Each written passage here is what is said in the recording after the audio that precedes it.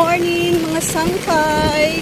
Ito, umuulan na naman ng malakas.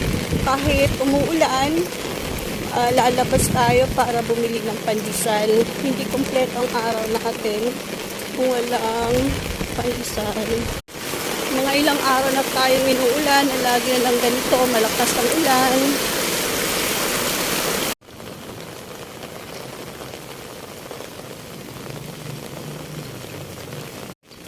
Ay, thank you Lord. Habang naglalakad ako, tumitila na rin ang ulan. Maraming salamat Lord. Keep safe everyone, lalo-lalo na sa mga binabahang lugar. Nagpapasalamat ako kay Lord sa dito sa lugar namin ay hindi binabaha.